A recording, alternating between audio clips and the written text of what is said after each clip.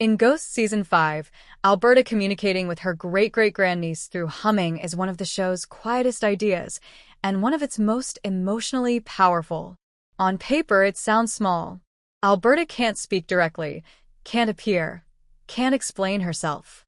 All she can do is hum. But that limitation is exactly what gives the moment its weight. Instead of bending the rules of the show for an easy emotional payoff, Ghosts leans into restraint, and the result feels intimate, earned, and deeply human. Alberta has always been a character defined by voice.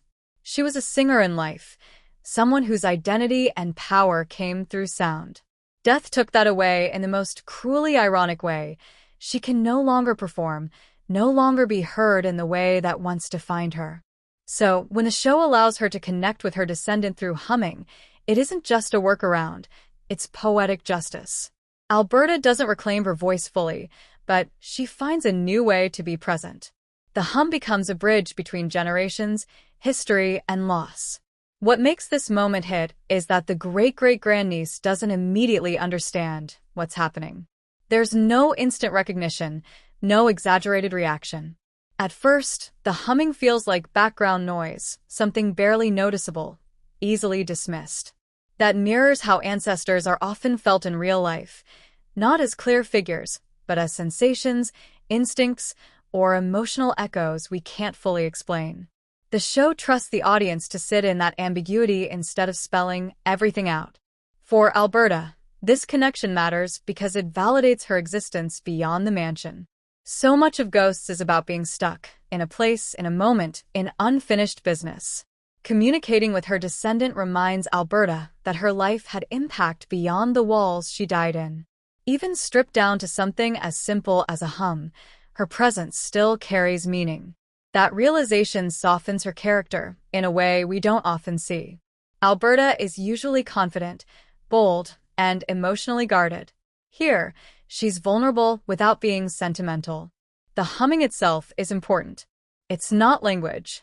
It doesn't carry explicit meaning, but it carries emotion, familiarity, and comfort.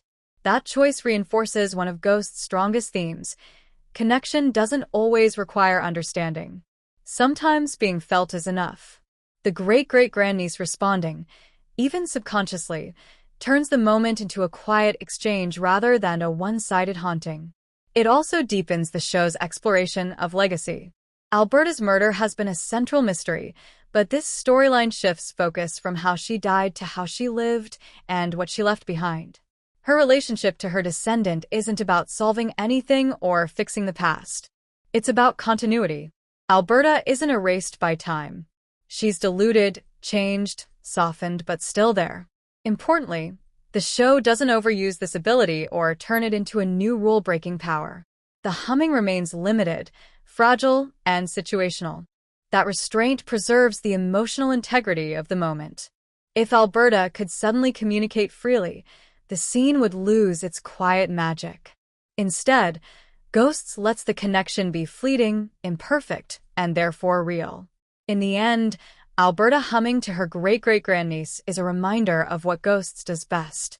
It takes supernatural rules and uses them to tell grounded, emotional stories about memory, family, and being remembered.